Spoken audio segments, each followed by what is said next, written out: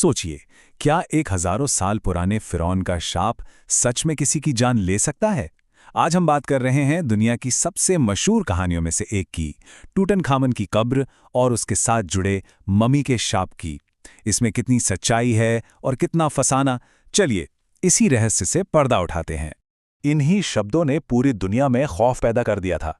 कहते हैं कि ये चेतावनी टूटनखामन की कब्र के दरवाजे पर लिखी थी। मतलब एक सीधा साधा खतरनाक वादा कि जो भी फिरौन की नींद में खलल डालेगा उसका अंजाम बहुत बुरा होगा। और देखिए, इसी एक लाइन ने करीब 100 सालों तक लोगों के दिमाग पर कब्जा कर रखा है। लेकिन कहानी में ट्विस्ट यहीं से आता है। ये जो मशहूर चेतावनी है ना, ये पूरी तरह से मनगढ़ंत है। जी हां, आर्कियोलॉजिस्ट को कब्र के अंदर या बाहर कहीं भी ऐसा कुछ लिखा हुआ मिला ही नहीं।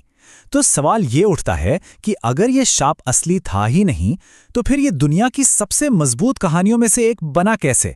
हमारी असली पड़ताल बस यहीं से शुरू होती है। तो चलिए सीधे चलते हैं 1922 के मिस्र में। एक आर्कियोलॉजिस्ट थे हॉवर्ड कार्टर, और उनके साथ थे लॉर्ड कार्नारोवन, जिनके पैसों से ये पूरी खोज चल रही थी। इन दोनों ने मिलकर एक ऐसी खोज की जिसने दुनिया को हिलाकर रख दिया। राजा टूटनखामन की लगभग वैसी की वैसी कब्र जिसे हजारों सालों से किसी ने छुआ तक नहीं था। सच पूछिए तो ये आर्कियोलॉजी की दुनिया का सबसे बड़ा पल था। देखिए सब कुछ कितनी तेजी से हुआ।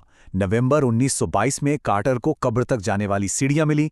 फरवरी 1923 आते आते वो लोग बेरियल चेंबर के अंदर थे। चारों तरफ बस बेशकीमती सोना और खजाना। लेकिन फिर ठीक 2 महीने बाद अप्रैल में लॉर्ड कार्नारवॉन, यानी वो इंसान जिसने इस पूरी खोज पर पैसा लगाया था, उनकी मौत हो गई। मतलब इतनी बड़ी कामयाबी के तुरंत बाद ही एक भयानक हादसा। बात सिर्फ लॉर्ड कार्नारवॉन की मौत की नहीं थी, इसके साथ कुछ बहुत ही अजीब और डरावनी घटनाएं भी जुड़ी हुई थी। माना एक मच्छर के काटने से इन्फेक्शन हो गया, ये बुरा हुआ। लेकिन ठीक उसी पल काहिरा की बिजली चली जाए, और तो और हजारों मील दूर इंग्लैंड में उनका कुत्ता चीख कर मर जाए। और सबसे फिल्मी बात, हॉवर्ड कार्टर की पालतू कैनरी चिड़िया को एक कोबरा खा गया। वही कोबरा जो मिस्र के शाही घरानों का प्रतीक माना जाता है। बस मीडिया को तो अपनी कहानी बनाने का जैसे खुला मौका मिल गया। और बस यहीं से एक इंसान की मौत ने एक इंटरनेशनल सेंसेशन को जन्म दे दिया। ये सिर्फ एक इत्तेफाक नहीं था, बल्कि ये कई चीजों का एक परफेक्ट स्टॉर्म था जिसने इस कहानी को हवा दी। तो चलिए देखते हैं कि आखिर डर की ये छोटी छोटी चिंगारियां एक बड़ी आग में कैसे बदल गईं। इसकी शुरुआत हुई एक बिजनेस डील से।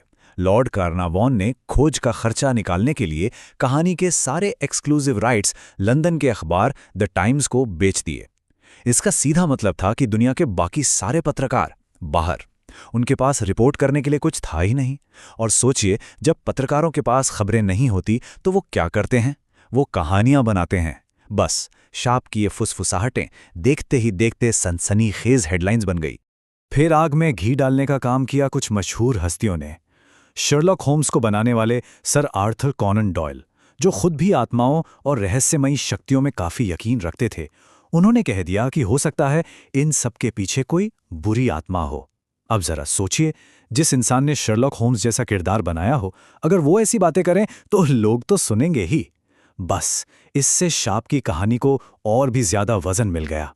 एक और बात याद रखना जरूरी है कि लोग ऐसी कहानियों के लिए पहले से ही तैयार थे। ये मम्मी के शाप का आइडिया कोई 1922 में अचानक नहीं आया था। 19वीं सदी की डरावनी कहानियों में ये एक बहुत पॉपुलर टॉपिक था। जैसे 1869 में लुइसा में एल्कॉट ने भी ऐसी ही एक कहानी लिखी थी। तो जब लॉर्ड कार्नारवॉन की मौत हुई तो ये खबर लोगों के दिमाग में पहले से मौजूद इस कहानी वाले खांचे में एकदम फिट बैठ गई। ठीक है, तो हमने ये तो देख लिया कि ये कहानी बनी कैसे। अब जरा जासूस बनकर सबूतों को ठीक से खंगालते हैं। क्या सच में इन मौतों के पीछे कोई सुपरनैचुरल ताकत थी? और यहीं पे इस पूरी कहानी का सबसे बड़ा झोल सामने आता है। जरा सोचिए, अगर फिरौन के गुस्से का निशाना कोई होना चाहिए था तो वो कौन होता? जाहिर है हॉवर्ड कार्टर। वही तो थे जिन्होंने सबसे पहले अंदर झांका, मम्मी को हाथ लगाया और अगले 10 साल तक कब्र के एक एक सामान की लिस्ट बनाई। बस यही है शाप वाली कहानी की सबसे बड़ी कमजोरी। एक तरफ लॉर्ड कार्नारवन, जो बस कुछ समय के लिए ही कब्र में गए और कुछ ही महीनों में उनकी मौत हो गई। दूसरी तरफ हॉवर्ड कार्टर, जो 10 साल तक उस कब्र के अंदर बाहर आते जाते रहे और वो खोज के बाद पूरे 17 साल और जिए। अगर ये कोई शाप था तो भाई बड़ा ही सिलेक्टिव शाप था। और जब हम आंकड़ों को देखते हैं तो तस्वीर और भी साफ हो जाती है। जिस वक्त कब्र और ताबूत को खोला गया, उस वक्त वहां 58 लोग मौजूद थे। अगले 12 सालों में उनमें से सिर्फ 8 लोगों की मौत हुई। ये कोई बहुत ज्यादा या अजीब बात नहीं है। असल में ये बिल्कुल नॉर्मल डेथ रेट है। मतलब आंकड़ों के सामने तो ये शाप वाली कहानी कहीं टिकती ही नहीं। तो अब इस कहानी को लेके चलते हैं साइंस की दुनिया में।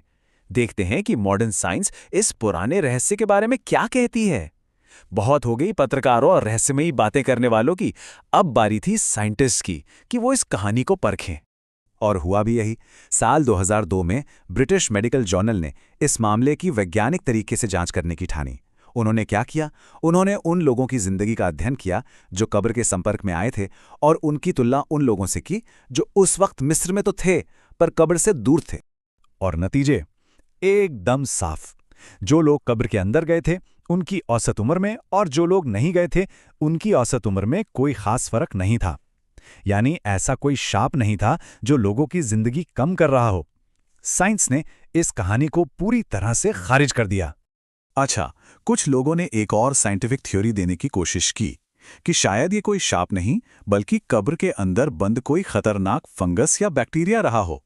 लेकिन ये थ्योरी भी फेल हो गई। जब कब्र के अंदर की हवा के सैंपल लिए गए तो वो पूरी तरह से सेफ निकले। मतलब 3000 साल बाद अंदर कोई भी खतरनाक चीज जिंदा नहीं बची थी।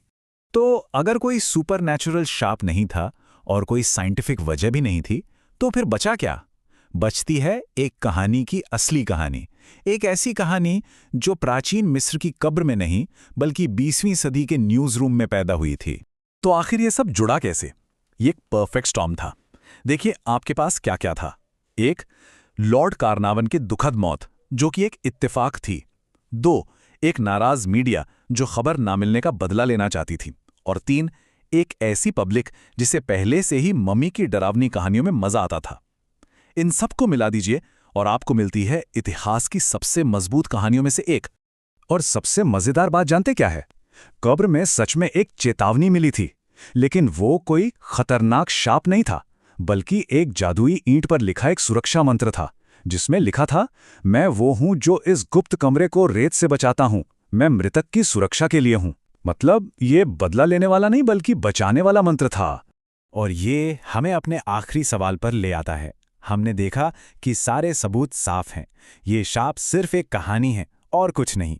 फिर भी 100 साल बाद भी ये हमें अपनी तरफ खींचती है।